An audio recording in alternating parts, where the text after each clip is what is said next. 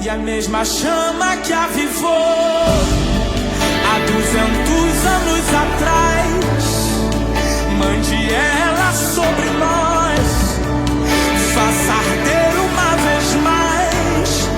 E os milagres do passado não vão ficar só na história, vão invadir nosso presente, acontecer aqui e agora, pois sabemos que tu não mudou.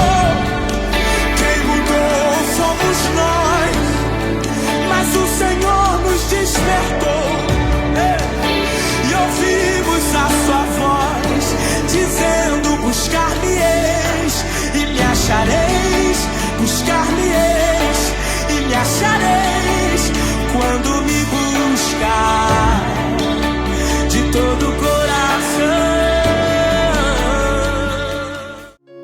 Abra sua Bíblia em Mateus capítulo 16. Mateus capítulo 16. Nós leremos a partir do verso de número 15.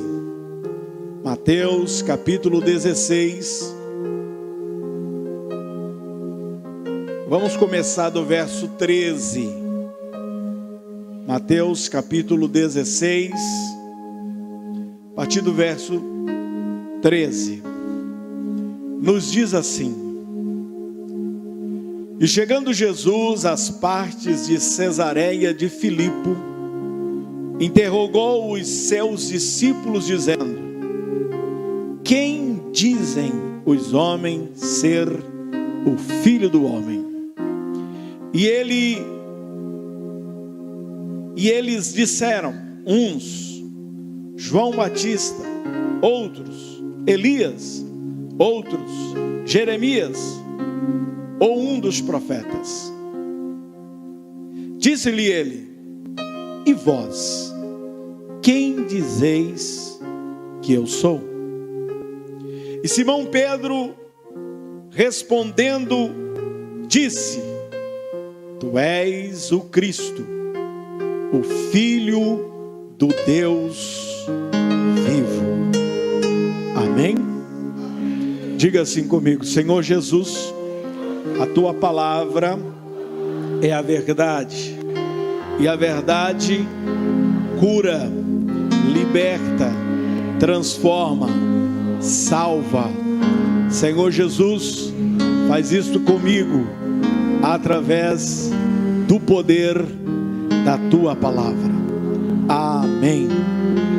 Pode se assentar, desocupe as suas mãos e dê a melhor salva de palmas para Jesus. Aleluia. Queridos irmãos, nós estamos numa caminhada sobre os principais temas da Bíblia durante o ano. Nós começamos em setembro, estamos caminhando e nós estamos seguindo mais ou menos a ideia do calendário.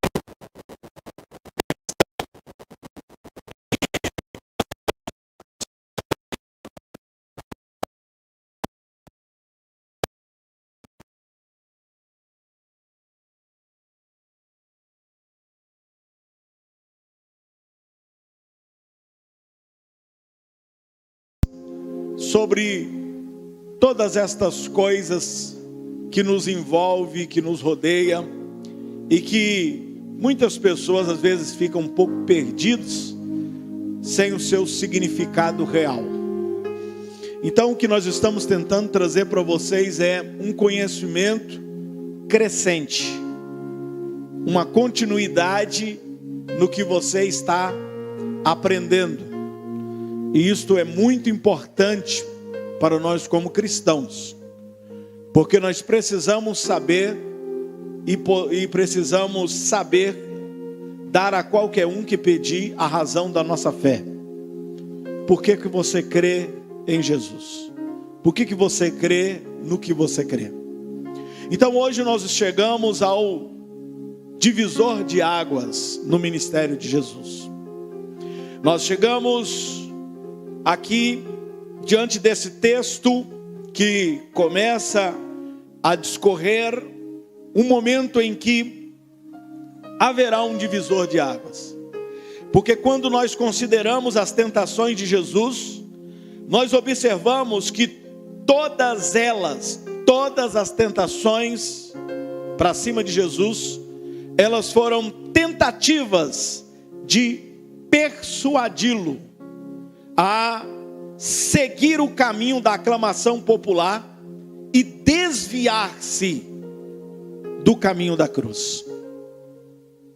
E as mesmas tentações, ao decorrer de toda a sua caminhada, era tentando fazer com que ele desobedecesse e que ele viesse a transgredir no prosseguir aí o caminho da cruz. E isso é o que explica o mandamento quase agressivo para que as pessoas mantivessem silêncio acerca dos milagres que ele tinha feito. E essa questão de Jesus dizer às pessoas, após operar os milagres, após fazer algo, ele dizia: não conte a ninguém, não fale. Isso é o que nós chamamos de o segredo messiânico. Jesus não queria que as pessoas soubessem que ele era o Messias, até que estas pessoas estivessem prontas para compreender a natureza de sua missão. Então, hoje nós vamos falar aqui sobre Pedro, que pela primeira vez ele fez uma confissão explícita de Jesus como Messias. E então ele percebeu, depois de fazer a confissão, Jesus vai falar qual era a real missão, e Pedro vai protestar, e aí ele vai perceber a necessidade da cruz. Era necessário que Jesus passasse pela cruz. A princípio ele não queria aceitar, mas depois ele vai entender. E essa é a ocasião que nós chamamos de o divisor de águas no ministério de Jesus. Eu queria que projetasse para nós agora Mateus 16, o 15 e o 16. Porque é o momento em que Jesus vai perguntar para eles. Mateus 16, 15 e depois também o 16.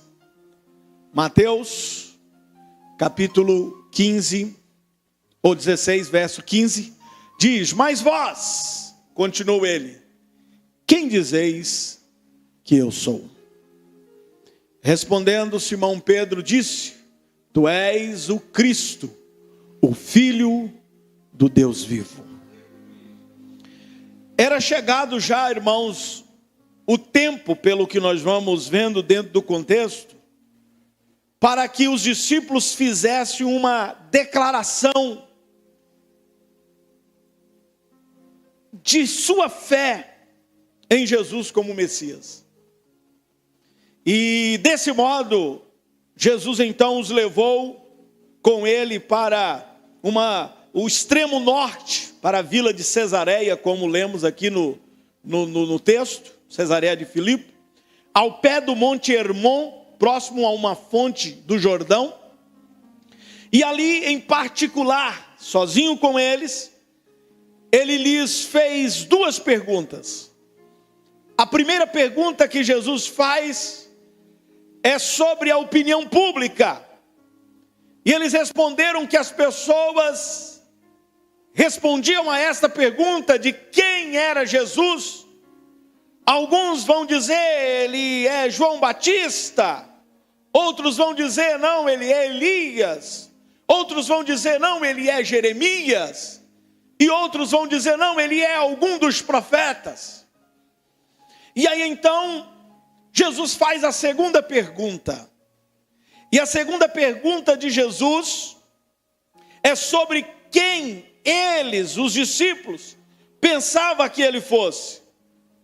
E aí então Simão Pedro, que era o porta-voz dos 12, ele respondeu de forma intempestivamente. Ele diz: tu és o Cristo, Filho do Deus vivo.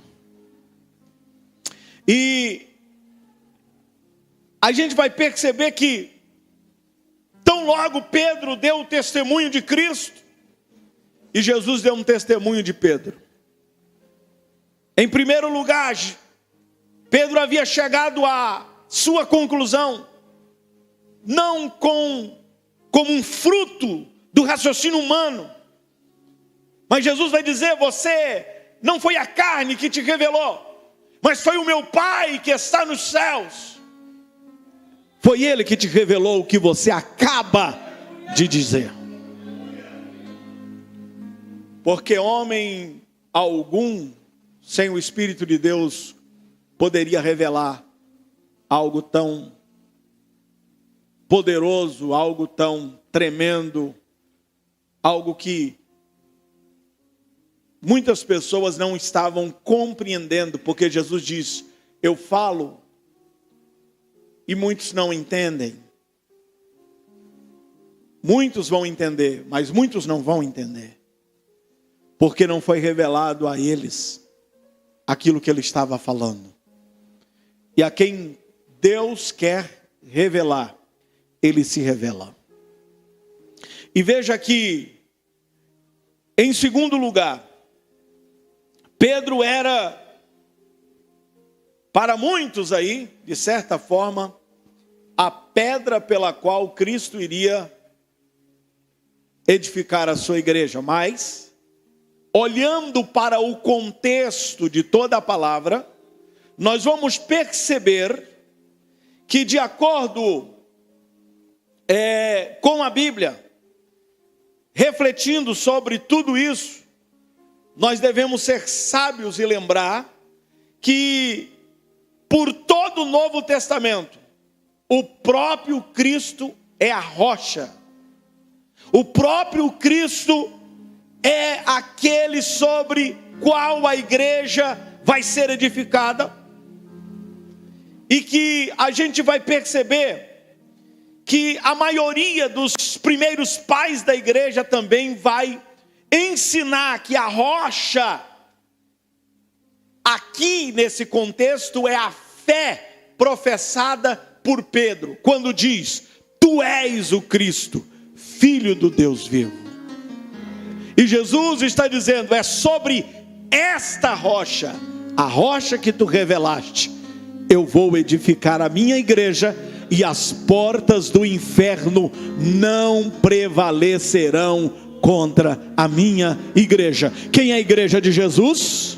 Então levanta a sua mão e diga assim, ó: as portas do inferno não pode prevalecer sobre a minha vida. Declara bem forte para o inimigo. Então aplaude a ele, porque ele já te deu a vitória.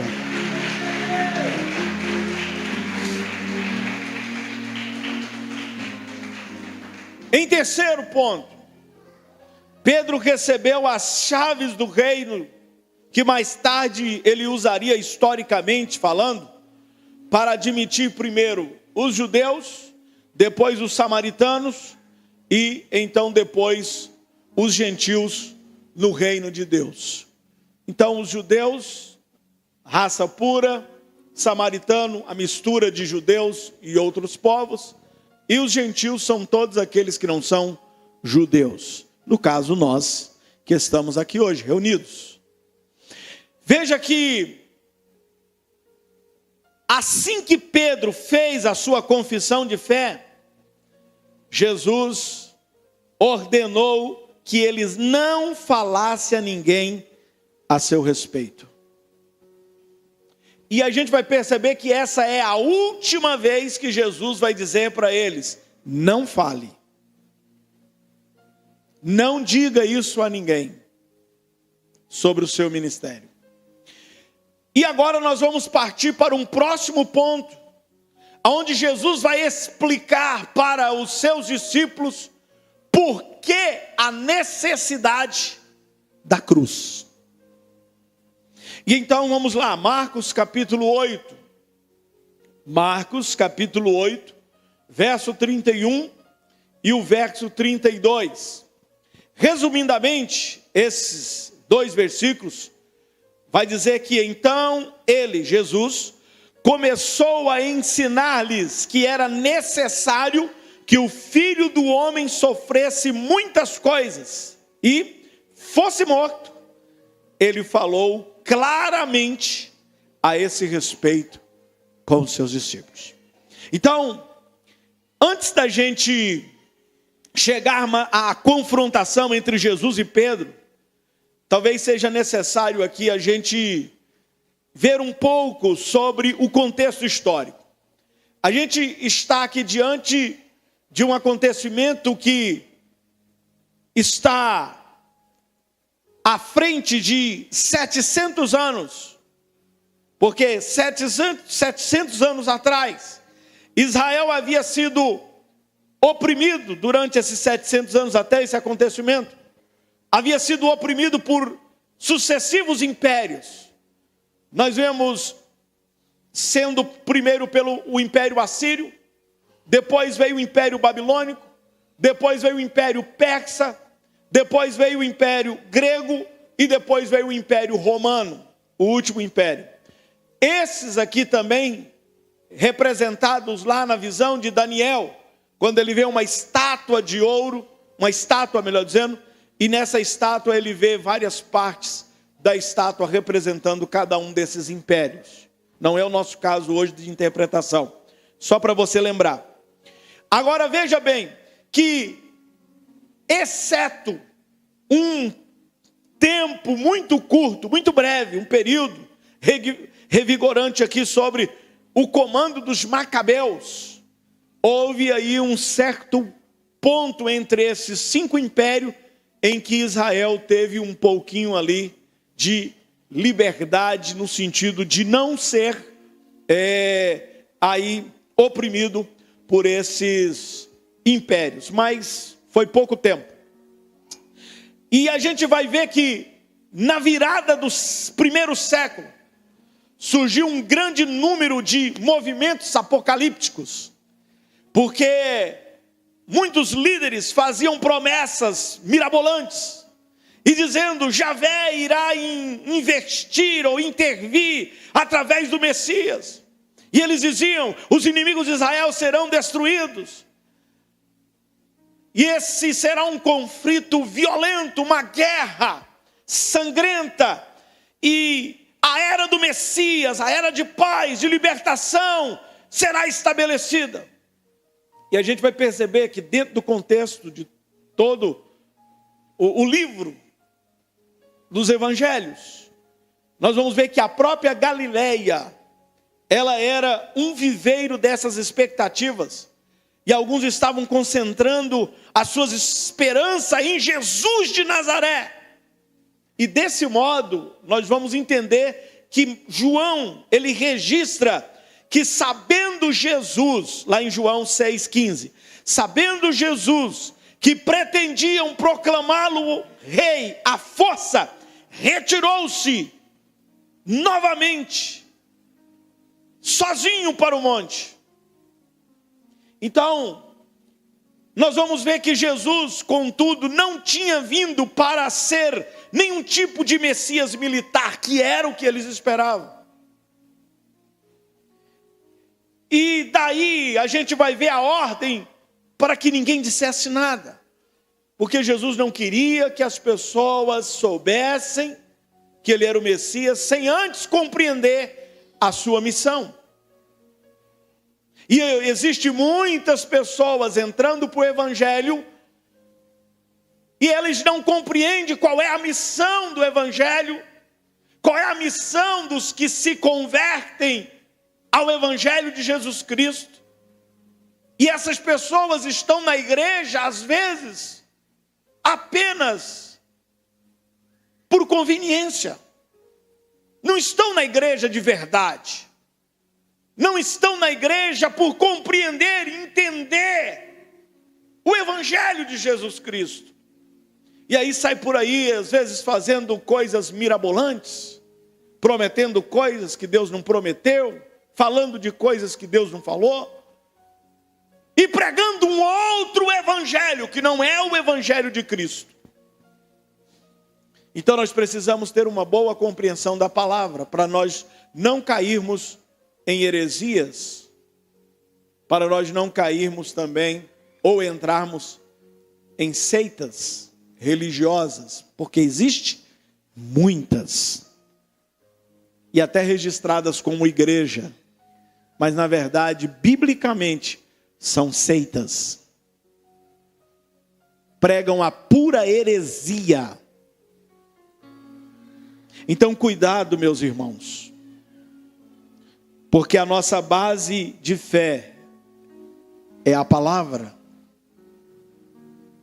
E tem muita gente inventando palavras por aí, inventando doutrinas, inventando tanta coisa.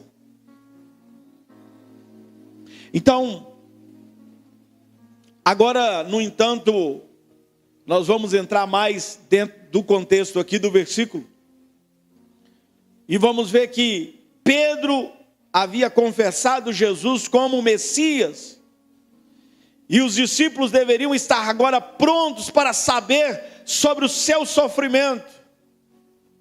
E aí Jesus então começou a ensinar-lhes que era necessário que o Filho do Homem sofresse muitas coisas e fosse morto. Marcos 8:31. E além disso, ele falou também sobre esse tema de maneira clara, transparente. E agora não havia mais necessidade de silêncio. Mas aí Pedro, quando escuta o que Jesus fala claramente, abertamente, Pedro, aterrorizado, e então agora ele explodiu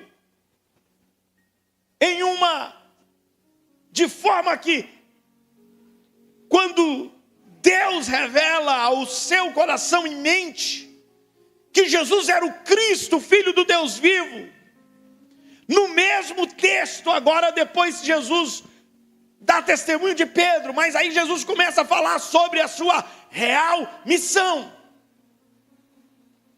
sobre o verdadeiro evangelho, sobre o que é ser cristão.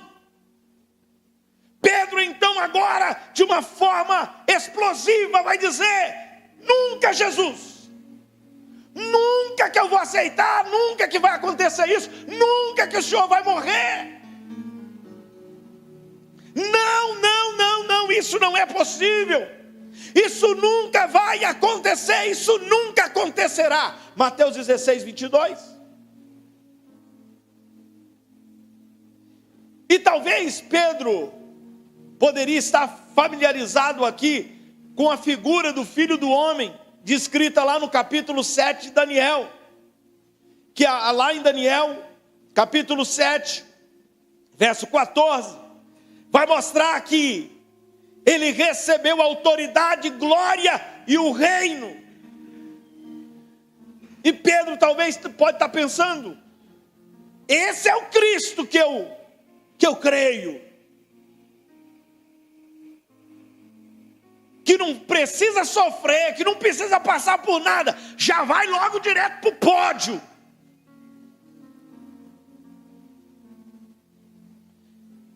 Ou talvez também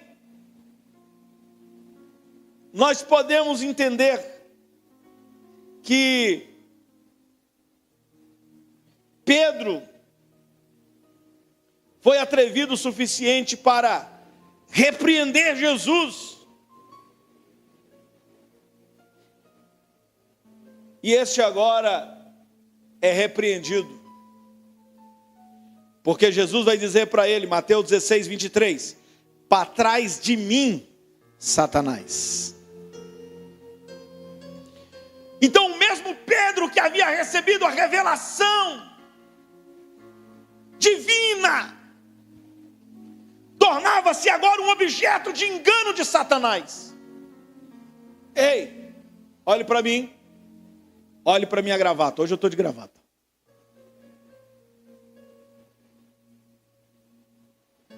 Dom não é sinal de salvo. Quando você vê uma pessoa sendo muito usada nos dons, e você diz, nossa, que homem de Deus, que mulher de Deus. Jesus não disse, pelos dons conhecereis a árvore. Jesus disse, pelos frutos. E fruto só dá onde tem base, tem raiz.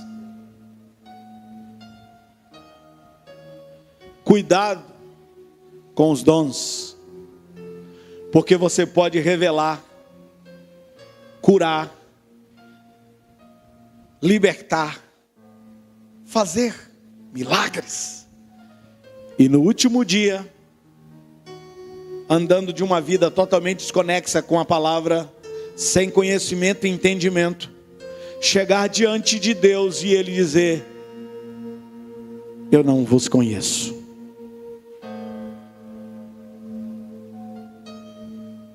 Eu não vos conheço. Cuidado. Cuidado. Tem muita gente correndo atrás de dons, quando deveriam correr atrás da palavra, correr atrás de firmeza, alicerce. Quem está entendendo o que eu estou falando? E deixa eu te falar, deixa eu ser bem sincero. Eu não sou saudosista, tá? Quem vive de passado é museu. Mas há poucas pessoas hoje que têm dons claríssimos. Quem entendeu o que eu disse? Porque não basta só você ter o dom da revelação. Você precisa de um outro dom para operar na revelação, nos sonhos, nas visões, em qualquer outro dom. O dom que todos deveriam buscar, em primeiro lugar, chama-se discernimento.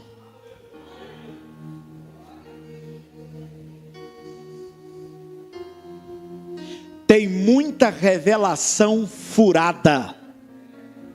E olha que eu sou pentecostal e oro por revelação, tá bom?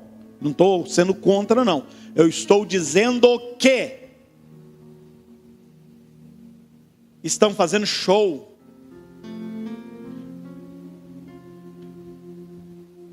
Tem gente que anuncia, vai tal fulano de tal, o homem das revelações, o raio-x de Jesus e não sei o quê.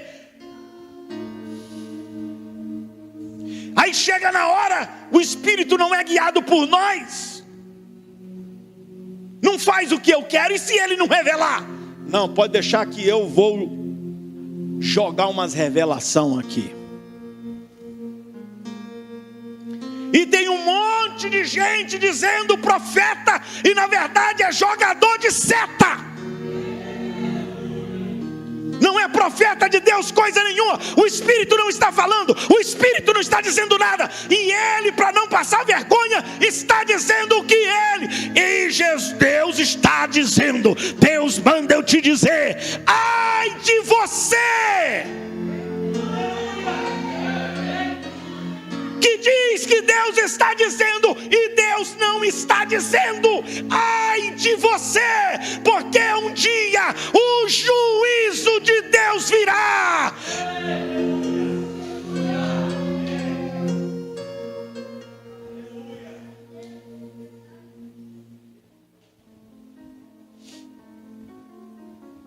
Vai orar pelos dons? Tenha certeza de que você tem o dom claríssimo. Para de ficar passando revelação para agradar as pessoas.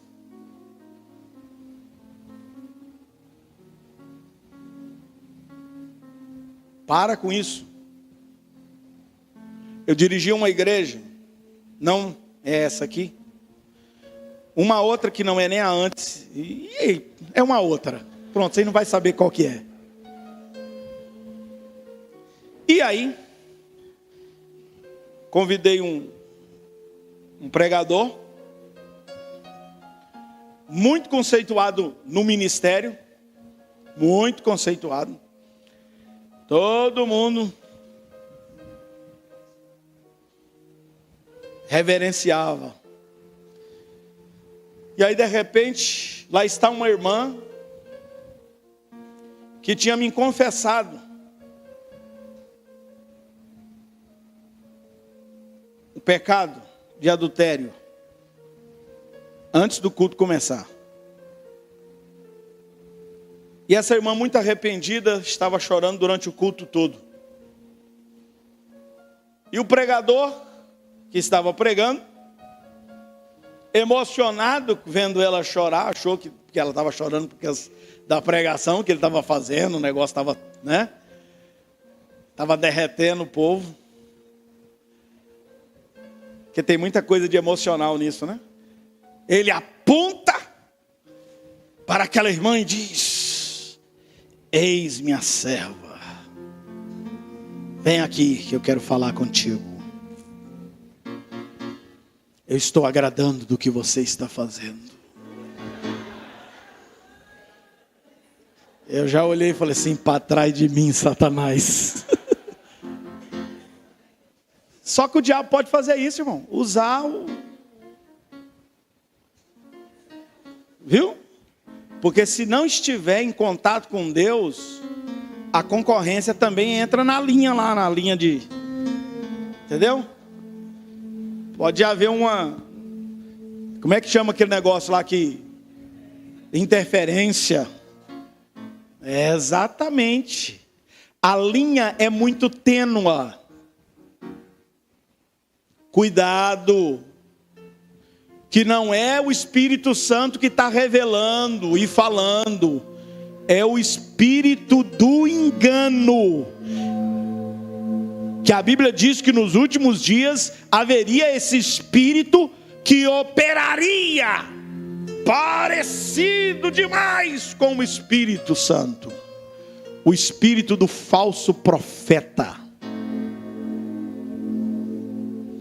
Cuidado, porque nós estamos diante de um texto de um homem de Deus. Pedro era homem de Deus ou não era? Era ou não era? Era. E para frente, ousado. Pedro não tinha medo não, irmão. Ele entrava mesmo no negócio, no desafio. Jesus está andando por cima das águas, ninguém teve coragem de andar. Pedro falou: é o Senhor, manda eu ir até aí. Então vem, eu vou. E pá! E começou a andar.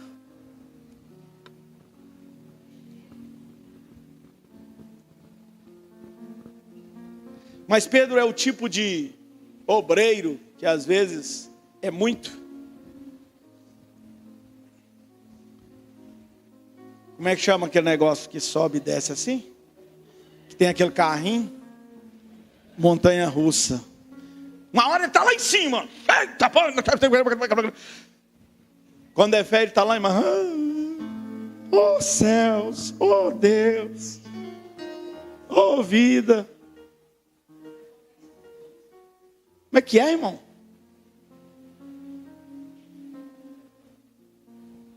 A glória, o poder só se manifesta quando o bolso está cheio, quando está dando tudo certo. Ou na hora da prova você tem coragem de dizer como disse Jó: eu creio que o meu Redentor vive. Independente se está dando certo ou não, eu sei em quem eu tenho crido. Eu sei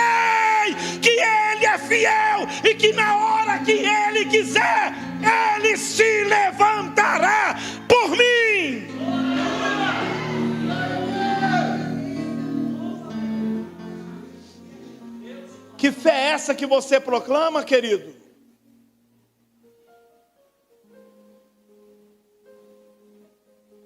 Que dependendo do que deu certo ou errado, você muda de ideia. Ei, você precisa firmar a sua fé em Jesus, no Evangelho. Para de ficar pautando a sua vida por profetadas, setas malignas. Para com isso. Tem gente que você vai, pastor, eu estou assim, o que eu faço? Aí eu abro a Bíblia e falo, está aqui, ó, irmão. Jesus diz que tem que ser assim, você tem que fazer desse jeito aqui, ó. Ah, tá. Aí ele sai daqui. Eu vou ali no profeta ali. Aí vai lá nos profetaiada. Vai atrás de profeta. A coisa mais errada que existe é você ir atrás de um profeta, porque na Bíblia não tem Deus mandando ninguém ir atrás de profeta. Na Bíblia tem profeta indo atrás de quem Deus mandou falar alguma coisa. Tem esse negócio de você ir atrás. Aí está revelando ali, eu vou lá. Eita! Ei, mas tá, agora é de cá, agora aqui. Quando é fé, agora aqui. Eu tô...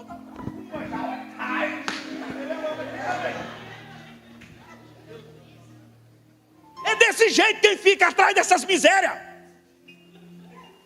Ele vai andando, caçando tanto que daqui a pouco os irmãos da igreja não estão dando conta. Ele vai lá no terreno para buscar um negócio mais forte. Filho do diabo. Te aquieta.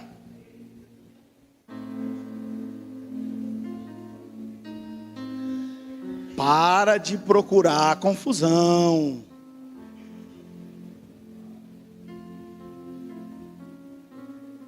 Cuidado. Daqui a pouco você está desviado. Então, olha o que acontece aqui. Jesus tem que repreender o Pedrão, que agorinha estava falando pelo Espírito, agora já está falando pela concorrência. Estava na linha de Deus, certinho. Ó, tu és o Cristo, Filho do Deus vivo. Aí Jesus disse, sim, muito bem. Mas esse Cristo, Filho do Deus vivo, todo-poderoso, Rei dos reis, Senhor do Senhor, e tal. A missão dele é vir aqui na terra, morrer no lugar de vocês, miseráveis pecadores, para salvar vocês dessa miserável vida que vocês levam. E Pedro diz, não, peraí. Senhor, o senhor está confundindo as coisas, peraí. Jesus, não é assim não. Já pensou, irmão, nós chegamos aqui, tem crente que ele se acha, né? Ele não pode nem brincar de pique-esconde, ele se acha. Que ele quer chegar para Deus e falar, Senhor, não é desse jeito que é para fazer. Deixa eu explicar para o senhor como é que faz. Ele quer ensinar a Deus a fazer as coisas, irmão. Quem é você? Deus pergunta para Jó, quem você pensa que é? Onde é que você estava quando eu criei os céus e a terra? Onde é que você estava quando eu coloquei as bases de sustentação que não tem base nenhuma ali? É a mão de Deus que controla tudo. Onde é que você estava? Você me pergunta. Quem é você para me questionar? Até que Jó se converte de verdade, depois de 41 capítulos. No 42 ele diz, eu te conhecia só de ouvir os outros falar, mas agora eu encontrei com o Senhor, e agora eu te vejo.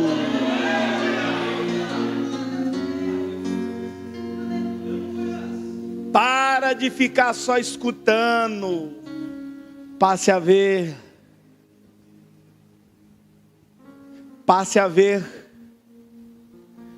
Você quer ver a imagem perfeita do Cristo, do cristão? Aqui, ó, deixa eu te apresentar. Isso aqui chama Bíblia. Bíblia. Aqui estão os crentes, aqui estão as Bíblias, a Bíblia. Fala de Jesus aqui. Por que você tem que ligar o rádio para consultar o horóscopo? Eu não ia falar isso aqui não. Agora foi do céu essa aqui. Consultar os astros. Falando isso, de que vocês é?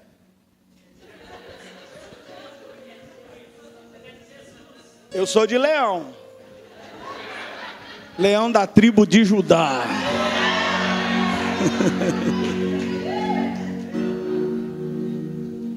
Você já viu crente com essas modinhas, irmão? Ai, eu sou assim porque eu sou não sei do que. Sou de escorpião. Escorpião? Tem escorpião nesse trem aí? Eu nem sei direito o que tem. Tem, né?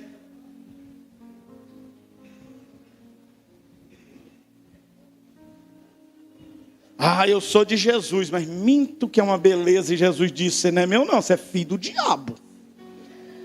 Filho meu não mente. Então, prosseguindo. Está ficando apertado. Diga para o seu irmão assim, vai melhorar, irmão.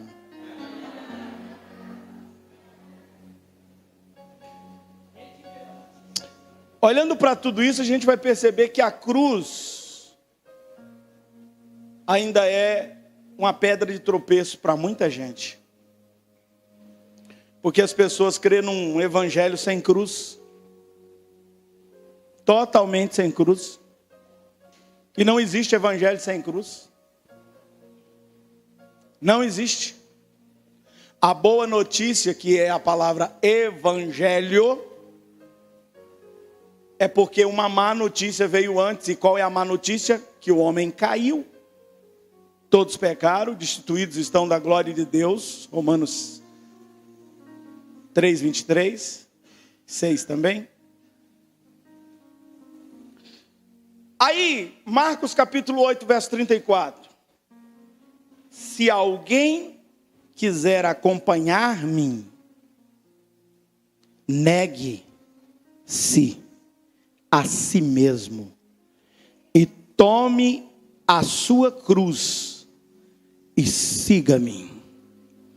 Diga comigo, se alguém quiser acompanhar-me, negue-se a si mesmo, tome a tua cruz e siga-me.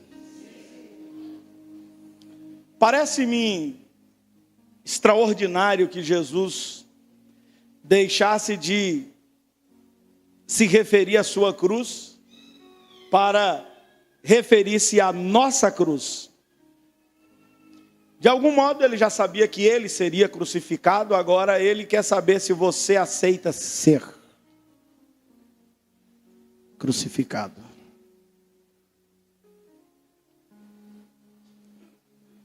Irmãos, nós não podemos deixar de observar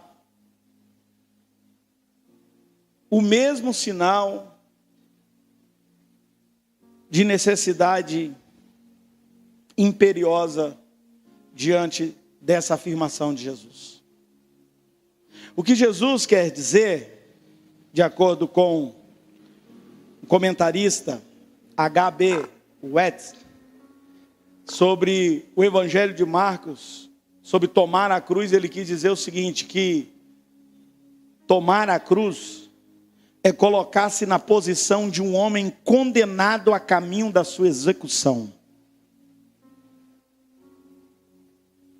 É entregar-se o seu ego, o seu achismo. É pegar tudo que você aprendeu até agora, antes de conhecer Jesus, e pregar lá. Lembra daquele hino? Vou deixar na cruz tudo que passou, tudo que ficou para trás. Olho para você.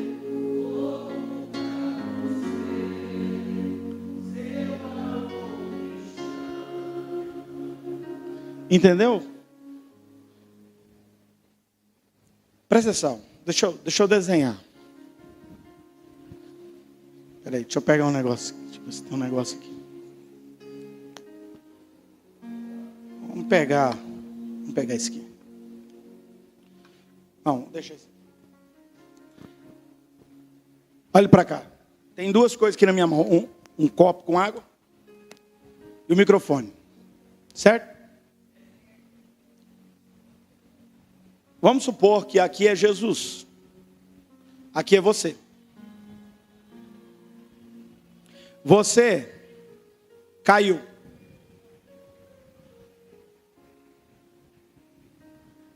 Está perdido.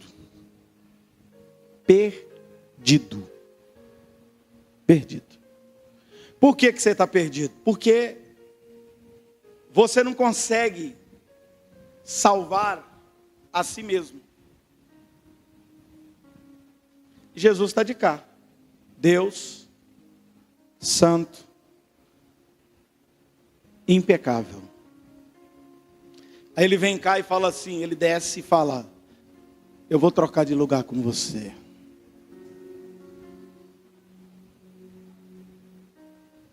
Presta atenção.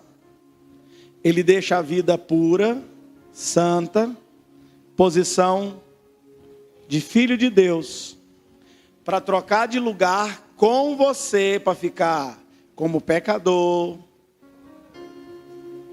com todos os pecados, toda a dívida, com o caminho que você tinha que seguir, que era a morte.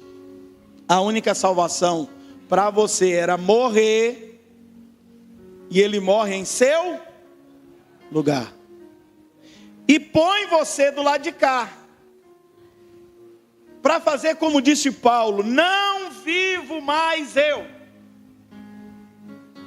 vivo a vida do Filho de Deus. Por isso você não pode continuar fazendo mais do que você fazia. Agora você tem que fazer o que é de acordo com a vida do Cristo, porque a palavra cristão é um como Cristo, impecável.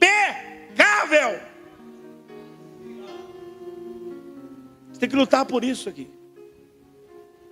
E Paulo vai dizer, para você conseguir se manter no lugar de liberdade que ele te colocou, você precisa morrer.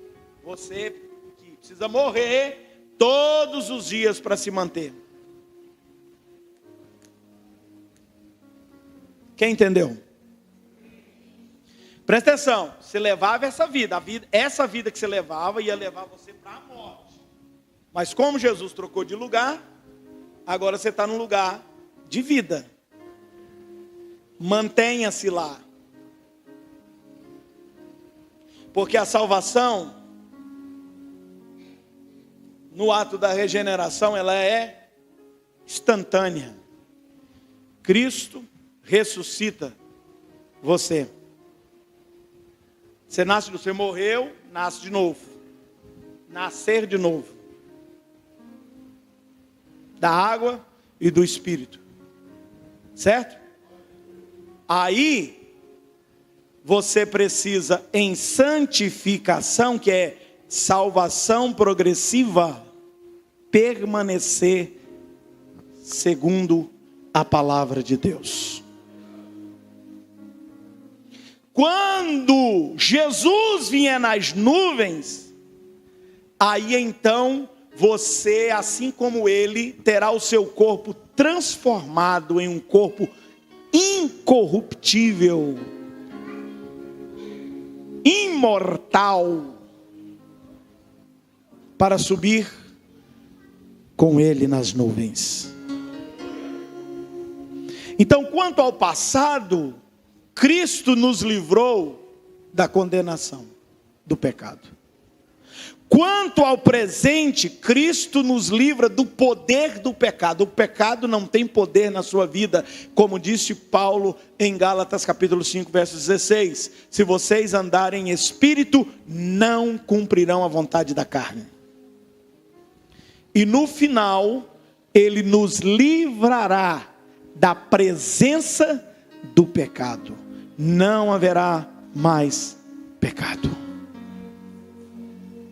Quem está entendendo o que eu estou falando? Então entenda, salvação é um processo instantâneo, contínuo e final. Onde é que nós estamos? Eu não sei você, mas eu acho que eu já passei daqui. Estou aqui, na progressiva aqui, para chegar no final. Está chegando, viu, irmão? Eu tenho uma boa notícia para te dar. E é uma verdade. Não é uma coisa que se repete desde quando você entende por crente. E essa coisa que se repete parece que está longe. Não está longe. Jesus está voltando. Você entendeu ou não? Jesus está... Deixa eu finalizar. Então, nós vamos ver que tomar a cruz é colocar-se na posição de um homem condenado a caminho da execução. Tomar a cruz é renúncia. Renunciar a si mesmo. Renunciar às suas vontades, as suas paixões, os seus desejos carnais. Renunciar. Andar de conformidade com a palavra de Deus. E olha, a sua cruz não é o seu marido. A sua cruz não é o seu esposo. A sua cruz não é os seus filhos. A sua cruz é as suas vontades. É o seu eu. O maior inimigo seu não é ninguém externo, é interno, é você mesmo. É você mesmo. A salvação é individual. Você não pode salvar sua esposa, irmão. Irmã, você não pode salvar o seu esposo. Um não pode salvar o outro. Por isso, cada um de vocês tem que buscar o conhecimento do Evangelho e o crescimento em Cristo Jesus. Quem entendeu, diga amém. Jesus disse que se você insistir em viver a sua própria vida, você vai perdê-la. Marcos 8,35.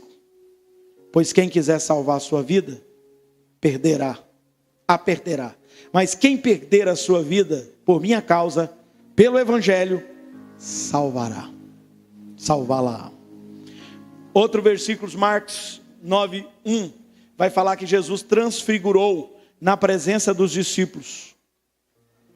Sabe o que Jesus estava querendo dizer para eles? Mostrar para eles? Como eles estavam desanimados, porque Jesus tinha falado que tinha que morrer, e tinha que passar, e tinha que servir, e tal. Aí Jesus dá um vislumbre para ele do que iria acontecer com ele e que futuramente iria acontecer com eles também. Que é transfigurar, quer dizer, estar diante deles num corpo novo. O corpo ressurreto.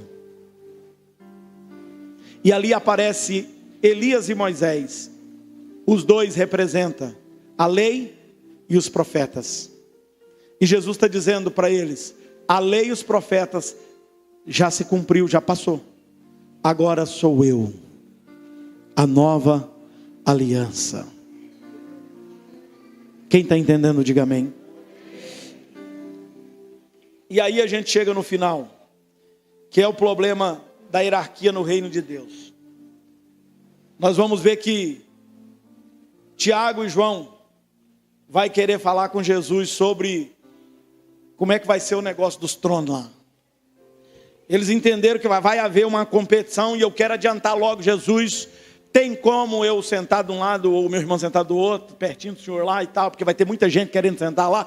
Aí tem como assim reservar uma cadeirinha para nós lá? Aí Jesus vai falar para eles, meu filho, isso aí é coisa do mundo, viu? Isso aí é coisa do mundo. Isso é coisa do mundo.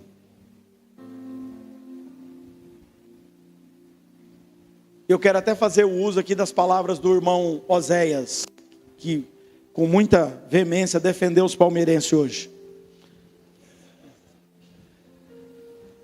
Ele falou assim que as pessoas ficam falando para eles assim que eles não têm mundial. E ele disse, exato, nós não somos do mundo.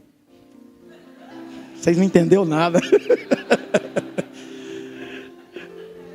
Volta para palavras. Eu só queria saber se você estava firme mesmo. Presta atenção. Presta atenção. Então, Jesus vai dizer para eles, olha, no meu reino não é assim. No meu reino ninguém fica escolhendo, caçando lugar não. Porque no meu reino só tem um trono. E o trono pertence a mim e o meu Pai, a Deus. Todos no reino, inclusive eu, desci aqui para dar o exemplo. Sejam servos. O maior entre vocês é o que serve a todos. Amém? Então, debaixo de muita luta, de muita dificuldade, de muito cansaço, muita coisa que você pode imaginar, eu estou quase sendo um maior, que eu estou tentando servir vocês tudo. E eu digo para vocês, quem quer ser grande aí no reino de Deus? Queira ser grande, irmão, queira. Seja servo de todos. Seja servo de todos. Seja servo de todos. Diga, levante sua mão, diga assim comigo: Senhor Jesus, faz de mim o teu servo. O teu servo.